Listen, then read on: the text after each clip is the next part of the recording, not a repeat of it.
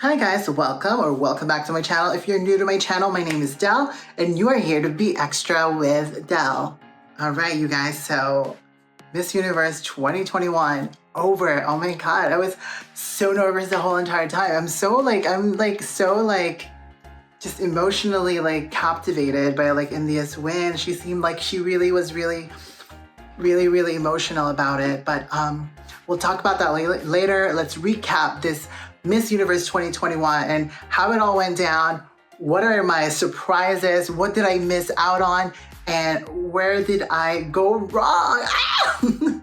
Okay, so let's start, shall we? So let's recap. Let's start with top 16. So my surprises were obviously, as you guys probably were too, were Singapore, Bahamas, Japan, Great Britain, Aruba. Now, I don't know why I didn't pick up on this, but Bahamas was actually, she won that little contest thing, the cruise contest, which I recall from last year that Kimberly won it. So I was like, oh, duh, of course she's gonna make it. She's Miss Cruise or whatever. They have to promote that carnival. So I don't know why it never came across my mind. But Japan, love what she said. Love that she said that Asians can be queen.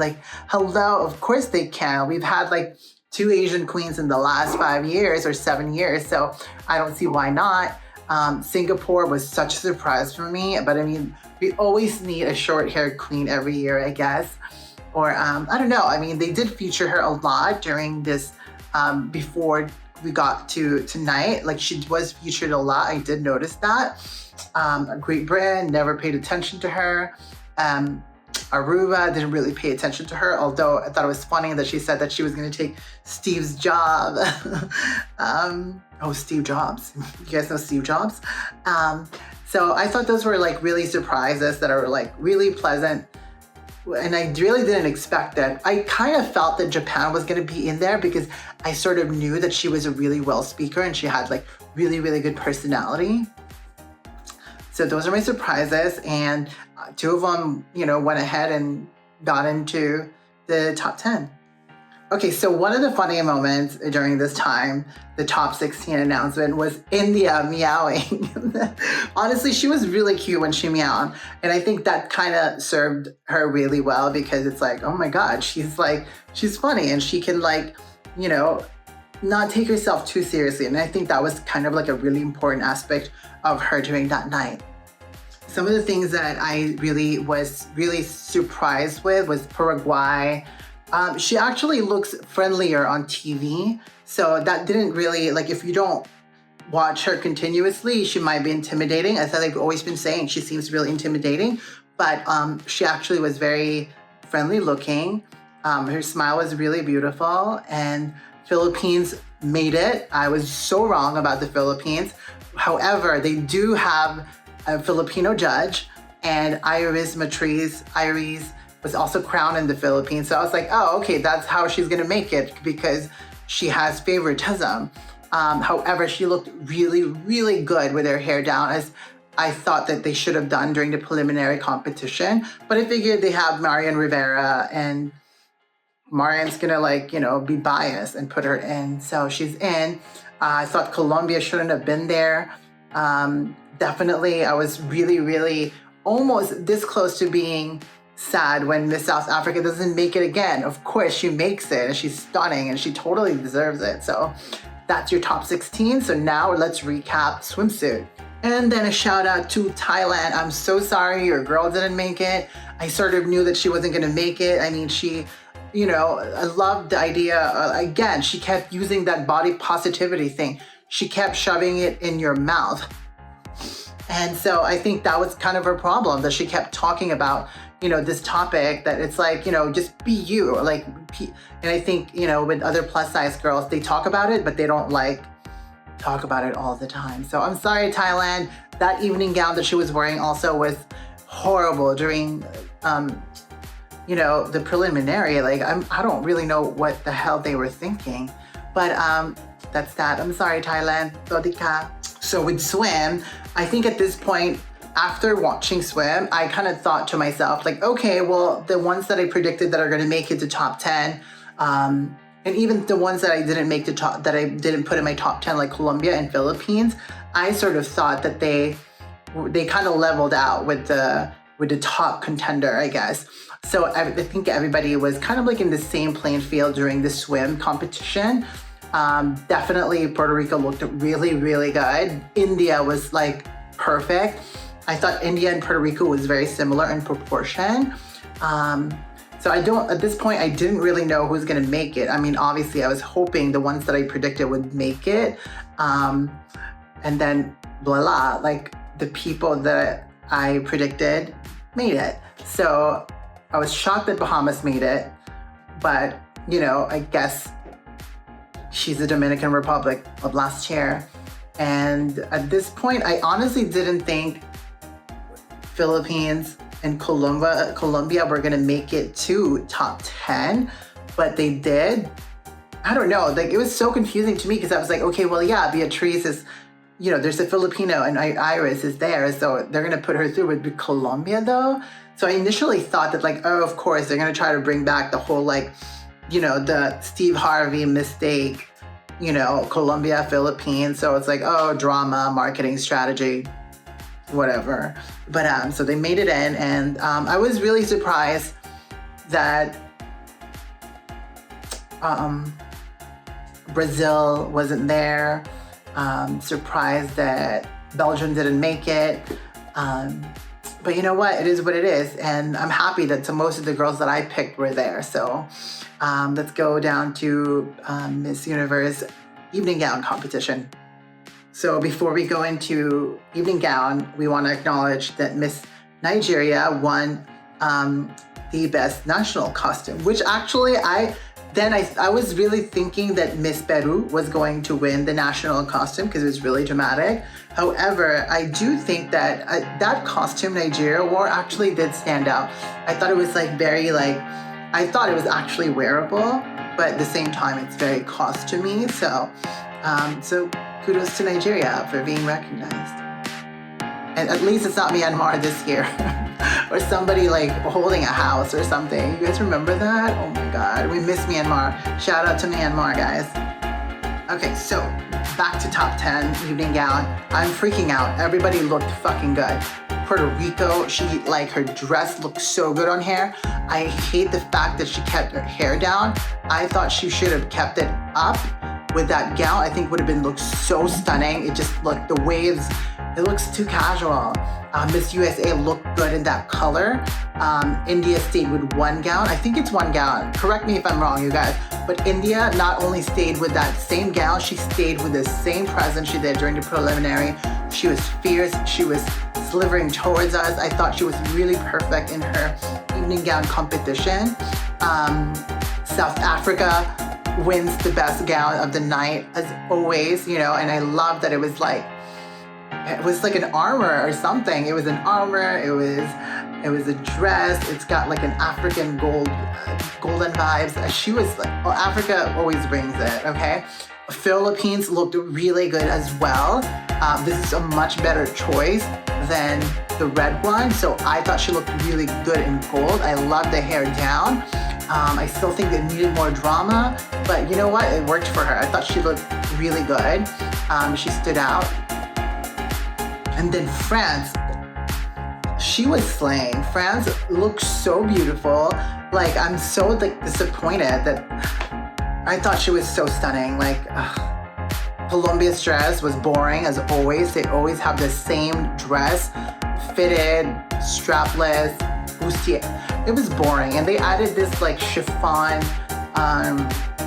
pleated like tail or something. It was not cute. Like, I really hate that Colombia was there, honestly. Like, she didn't, anyway, Aruba also looked really, really good. And at this point, I really didn't know who was gonna go through, but obviously I wanted the girls that I want, you know, all the top 5 that I predicted was there. South Africa, India, Puerto Rico, France, and then USA. So at this point I was like, oh my God, I hope they go through. I hope they go through, but they didn't, so it is what it is. Okay, so now we get to top 5, right? They called South Africa, India, Philippines, Colombia, and Paraguay. So 2 of my top 5 was in there. At that moment, I knew that India was gonna win. I knew that India was gonna win just because I was thinking about, I was like, well, I mean, she's been consistent. And anyway, we'll get into that later. So Q&A, India answered very strong. And the thing about India, that is probably what she learned from Aldine from last year, because Aldine last year seemed nervous. This time India is strong. She still didn't lose that personality. She knew like how to maintain her like composure. I think in her head, she's like, oh, I'm gonna win. Like she probably feels it, And so like for her to maintain her composure, was really amazing. And then South Africa was also very, very good.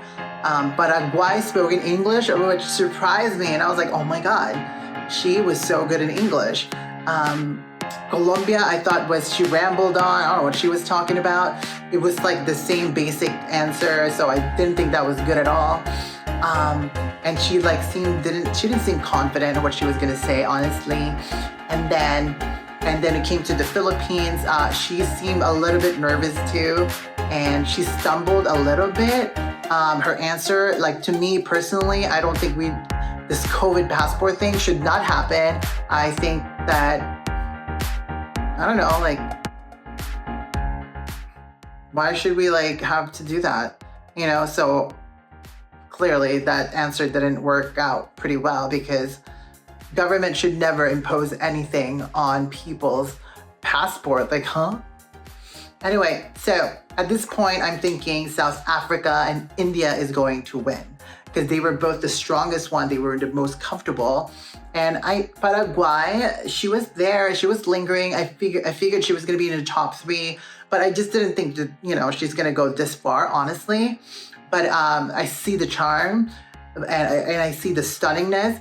And it's crazy because like the person who asked her a question was Adriana Lima, which they kind of have the same look, However, I do think Adriana Lima kind of gave me like Janik Maceta, Miss Peru vibe last year. But so that's top 3. And then at this point, I knew that India was going to win.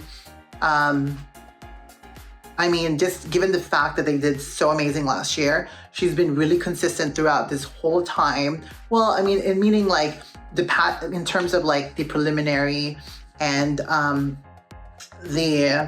the national costume and how she presented herself during the pageant, I thought she did really, really well. And then the most important factor into this is the politics that plays into it. India and Israel is currently having a really, really strong political love affair. And I actually started like researching the relationship. And I remember that Miss India, when I was doing this like up close video of Miss India, and she mentioned in one of her interviews that like she can't wait to go to Israel and strengthen the relationship between India and Israel. And at the same time, I'm looking forward to strengthen the relationships of India and Israel. And that always struck to me as something was really interesting that she would say that, right? And so that's kind of when I started researching their relationship. Did they have tension or what's going on? And I was like, and Miss Universe is not just a pageant, it's a business, right? So political, it's business. So they had to crown, like Miss Mexico, like she was crowned last year because Telemundo wanted to hire her. So I think that's probably what it is. It's like there's always some sort of business behind it. I mean, let's think about like Catriona Gray. She won in Thailand. I mean, she's done commercials there. Thailand, Philippines have a very good relationship. She was a perfect winner there, right? And then Zuzubini, she won in Atlanta, Georgia, where there is a large population of like African Americans. And, it was going to be a historic win to have this gorgeous Black woman who is, talking about changing the standards of beauty with how she looks. So I just think that there is like India winning in Israel was the most fitting, because not only that she was ready for it, she was also, I think the politics played into it and like really favored her.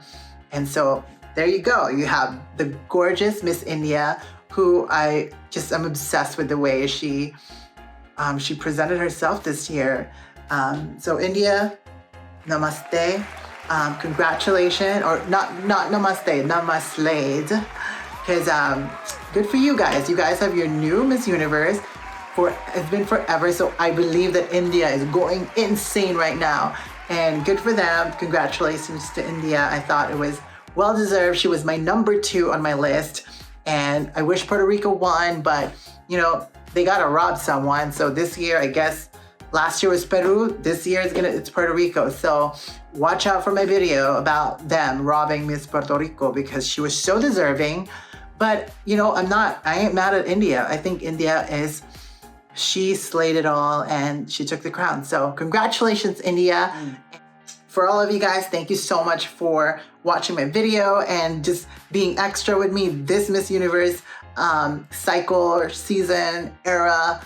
And we have a new crown, we have a new queen.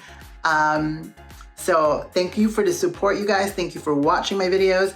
I hope that you guys support me, that you guys follow me or subscribe to my channel, and then maybe we'll see each other next year, or some of you guys can follow me on my Instagram and we can like maybe collaborate in the future. So until then, you guys, happy holidays, and I hope that you guys stay safe. Have a happy new year, and I'll see you guys next year. So love you guys. Thank you so much for all the views. Oh my God, it's insane.